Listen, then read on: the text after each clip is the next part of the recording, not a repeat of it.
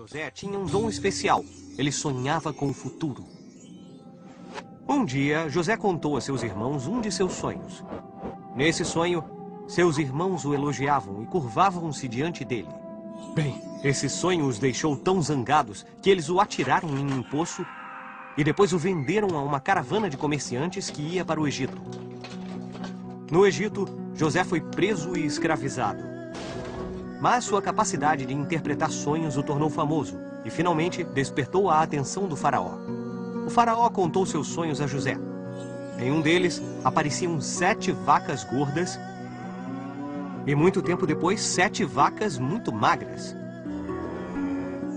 José advertiu o faraó que após 7 anos de abundância de alimentos, haveria 7 anos de escassez. O faraó estava convencido, libertou José e deu-lhe um emprego. Você será meu vice-rei! Quando os anos de fome chegaram, como José havia previsto, o faraó estava preparado e tinha armazenado o suficiente para alimentar seu povo. Mas os 11 irmãos de José estavam com fome, então viajaram com suas famílias para o Egito à procura de algo para comer. E então José cuidou deles. Mas as coisas estavam prestes a mudar. Um novo faraó havia sido eleito no Egito. E ele não era como o outro. Ele temia e desprezava os hebreus. Por isso os escravizou e os maltratou terrivelmente. Acredita-se que a escravidão no Egito durou cerca de 200 anos. Um dia, nasceu um homem que se tornaria um grande líder.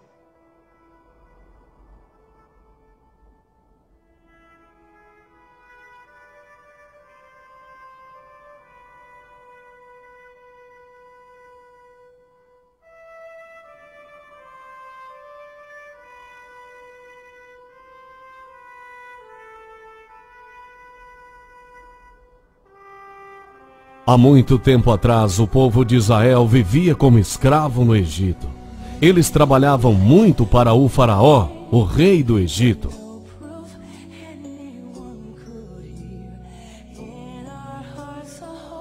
A Bíblia diz que Deus ouviu a voz do povo que clamava por salvação.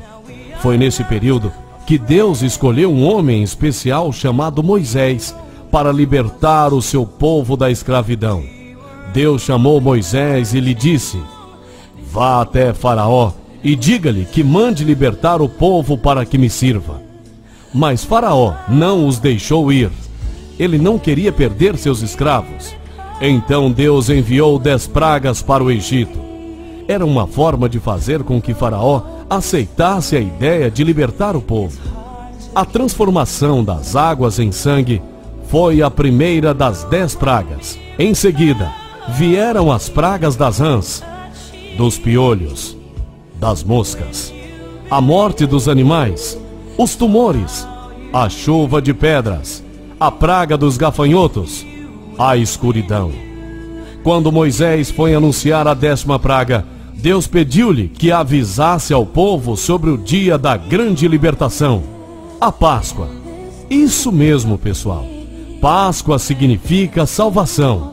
E para esse dia, Deus disse que cada família escolhesse um carneirinho ou um cabritinho sem defeito de 1 ano. Eles deveriam guardar durante 14 dias e no dia determinado, cada família deveria matar seu animalzinho, pegar parte desse sangue e passar nos batentes e umbrais das portas das casas onde os animais seriam comidos. Nessa noite, a carne deveria ser assada na brasa e comida com pães sem fermento e com ervas amargas. Deus disse: nessa noite eu passarei pela terra do Egito e matarei todos os primeiros filhos, tanto das pessoas como dos animais. O sangue nos batentes das portas será um sinal para marcar as casas onde vocês moram. Eu verei o sangue e então passarei por vocês sem parar, para que não sejam destruídos por essa praga. Vocês e seus descendentes devem comemorar para sempre esse dia, pois é a festa da Páscoa, o dia da libertação de vocês. Depois desses acontecimentos, Faraó certamente deixará vocês partirem, e todos saberão que eu sou Deus. Muitos anos se passaram, e em Belém nasceu Jesus. Ele veio selar um novo pacto com a humanidade. Mas para isso acontecer, sangue teria que ser derramado.